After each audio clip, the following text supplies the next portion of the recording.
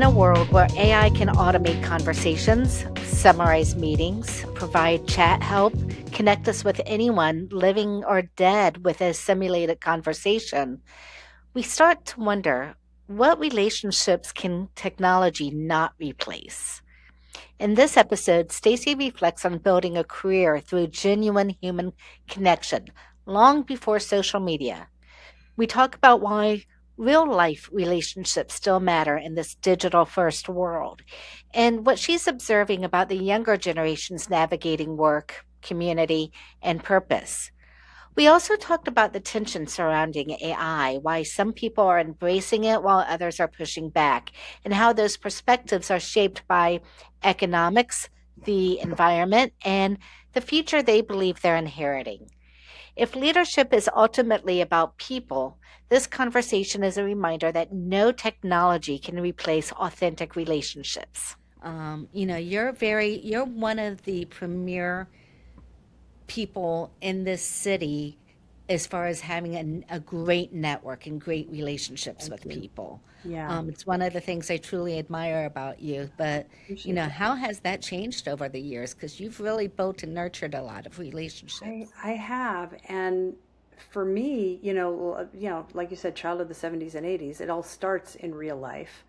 And back, when I launched my agency in 2001, I really had not done much networking before then. That's when I started getting out and networking. And in 2001, yes, we had the internet, we had email, but it was still all in real life. There was no Zoom, or anything like that.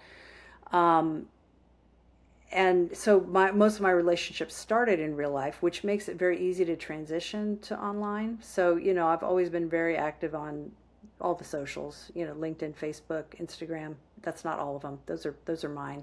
I'm afraid to get sucked into TikTok, so I haven't gone there yet, and I know there's others out there too.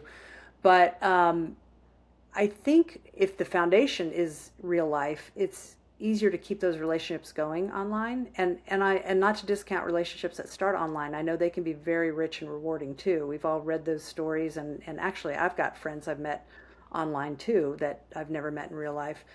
But for I think the younger generations who never had to do the in real life thing, and especially, who were teenagers or younger during COVID, I think it's really hard. And you see the statistics that young people aren't in any hurry to get their driver's license. I mean, the day I was 16, I was gone.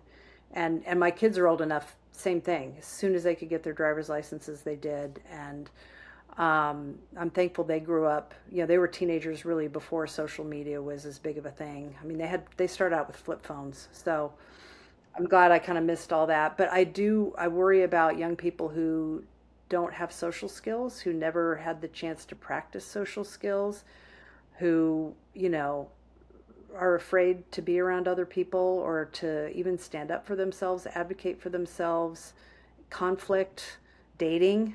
I mean, I've got friends whose kids just don't date, and they might be mid to late 20s, they might be early 30s, and they just don't date. And yeah, there are dating apps out there which are wonderful. That's how I met my partner. That's how my daughter met her husband, and how my sister met her fiance.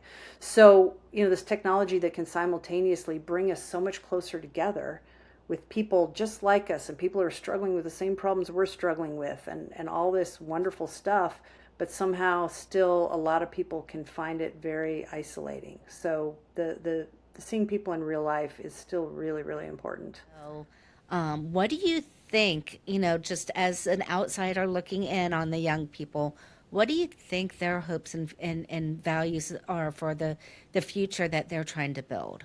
Oh boy, what a great question. I'm sure we all have the same hopes and dreams and vision, right? I mean, they just want to be able to have a way of making income that doesn't make them miserable, and work life balance, and to be able to, I don't know if it's own a home or rent a home, but be able to afford it, and life's basic necessities without stressing and having to do some gig economy thing on the side, and have nice things and take trips and travel. I think a lot of younger people are angry and resentful at the older generations, as they should be, because they're not going to have what we had.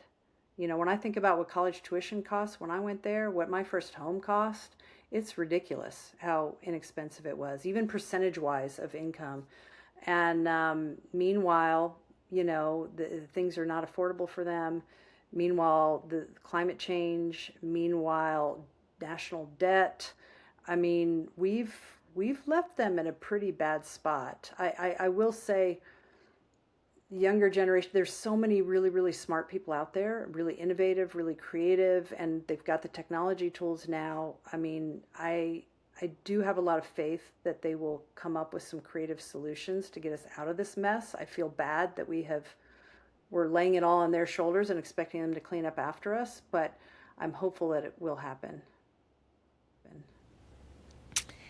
So, all of the hopes and values and, resentment, do you think that's all what's contributing to so many young people being resistant to AI? Oh, absolutely. Yeah, no, one of my daughters has never used it, and says she never will. Now, fortunately, she works in a hospital, in a children's hospital, mostly in the NICU. I don't think she's going to be replaced by AI or robots anytime handling premature babies. Um, but yeah, she's very angry about the environmental impact of AI, and I hope she doesn't watch this because I hide from her how much I use AI. I feel properly guilty about it, and I have faith that the folks in charge are. I know they're already making it, you know, more efficient and better on the environment, and I try to use it responsibly. But it's a dilemma, and I understand their anger. I get it. Technology will continue to evolve and AI will reshape how we work. But as Stacy reminds us, relationships were never built on algorithms. They were built on trust, shared experiences, and showing up for one another. Whether you're leading a team, building a business, or simply trying to navigate a rapidly changing world, investing in real human connection may become one of your greatest competitive advantages. If you've enjoyed this conversation, subscribe, leave a comment, and share this episode with someone who believes the future of leadership is still deeply human.